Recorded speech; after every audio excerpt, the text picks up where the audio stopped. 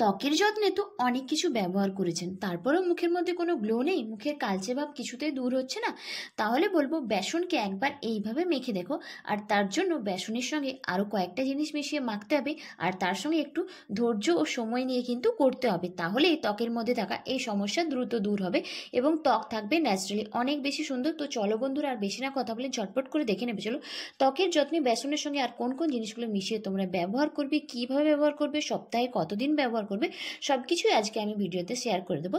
তো পুরো ভিডিওটা কন্টিনিউ করতে থাকো। আর এখনো পর্যন্ত যারা চ্যানেলটিকে সাবস্ক্রাইব করনি তারা চ্যানেলটিকে অবশ্যই সাবস্ক্রাইব করে রেখো এরকম নতুন ভিডিও পাওয়ার জন্য। সবার প্রথমে আমি আমার ফেসটাকে খুব ভালোভাবে ক্লিন করে নেব। যে কোনো রেমেডি ব্যবহার করার আগে ফেসটাকে কিন্তু পরিষ্কার রাখা জরুরি।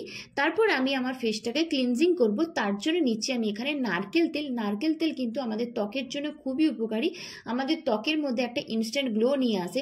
যাদের ত্বকের চামড়া কুঁচকে গেছে, ব্রণর সমস্যা, তারা যদি রোজ রাতে এক ফোঁটা নারকেল তেল মেখে ঘুমোতে পারো তাহলে কিন্তু ত্বকের এই সমস্যা দ্রুত দূর হয়ে যাবে। তারপর হালকা হাতে 3 থেকে 4 মিনিট মুখটাকে ম্যাসাজ করে ওপরের এক্সট্রা অয়েলটাকে আমি একটা টিস্যুর সাহায্যে খুব ভালোভাবে রিমুভ করে নিচ্ছি। এরপর ফেস প্যাক বানানোর জন্য সবার প্রথমে নিতে হবে 1 চামচ মতো বেসন। তারপর আমি এর সঙ্গে মিশিয়ে নিয়েছি অল্প পরিমাণ মুলতানি মাটি। মুলতানি মাটি কিন্তু অয়েলি স্কিনের জন্য খুব ভালো। তারপর আমি এর সঙ্গে মেশাচ্ছি অল্প পরিমাণ হলুদের গুঁড়ো। বাড়িতে যে রান্নায় হলুদ ব্যবহার করা হয় আমি এখানে সেই হলুদটা নিয়েছি। তারপর আমি এখানে মেশাচ্ছি পাতিলেবুর রস। পাতিলেবুর রস কিন্তু তোমাদেরকে এখানে অবশ্যই মেশাতে হবে। পাতিলেবুর রসের মধ্যে থাকে ভিটামিন সি, যা আমাদের ত্বকের রঙকে উজ্জ্বল করতে সাহায্য করে, ত্বকের মধ্যে থাকা যে কোনো ধরনের কালো দাগ ছোপকে কিন্তু খুব সহজে দূর করে দেয়। তারপর এই সবকটা মিশ্রণকে আমি এখানে কাঁচা দুধ দিয়ে খুব ভালোভাবে মিশিয়ে নিচ্ছি। তোমাদের কাছে যদি কাঁচা দুধ না থাকে সেই গরম দুধটাকে তোমরা ঠান্ডা করেও ব্যবহার করতে পারো, আর তার পরিবর্তে তোমরা গোলাপ জলও ব্যবহার করতে পারো। আর সেটাও যদি না থাকে তাহলে সেক্ষেত্রে তোমরা নর্মাল জলও কিন্তু ব্যবহার করতে পারো। তারপর এখানে সবকটা মিশ্রণকে আমি খুব ভালোভাবে মিশিয়ে নিয়েছি। এটাকে তোমাদের সপ্তাহে কদিন ব্যবহার করতে হবে আমি সব কিছুই বলে দেবো, তো পুরো ভিডিওটা দেখতে থাকো। তো আমার এখানে ফেস প্যাকটা রেডি হয়ে গেছে। তোমরা চাইলে এটাকে অনেকটা বেশি পরিমাণে বানিয়ে নিতে পারো। এটাকে কিন্তু তোমরা হাতে, পায়ে এবং গলাতেও ব্যবহার করতে পারো। যে যে জায়গাগুলোতে ট্যান পড়েছে সেই জায়গাতেই তোমরা এটা ব্যবহার করতে পারো।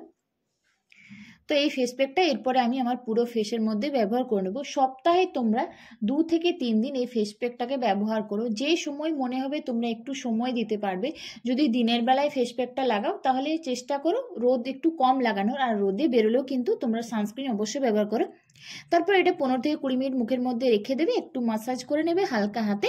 তারপর যখন দেখবে এটা শুকনো হয়ে গেছে এটাকে নর্মাল জল দিয়ে তোমরা খুব ভালোভাবে ধুয়ে নেবে। তোমরা এই রেমেডিটাকে রাত্রেও কিন্তু ব্যবহার করতে পারো, এটা ছেলে মেয়ে কিন্তু উভয়ে করতে পারে। আর সব শেষে তোমরা যে কোনো ধরনের একটা ময়শ্চারাইজার কিন্তু অবশ্যই ব্যবহার করো। যদি দিনের বেলায় করে থাকো তাহলে কিন্তু একটা সানস্ক্রিন ব্যবহার করো, রাত্রে হলে একটা ময়শ্চারাইজার। তো এটাই ছিল আজকের একটা ছোট্ট রেমেডি। তো চলো বন্ধুরা, আজকের মতো টাটা।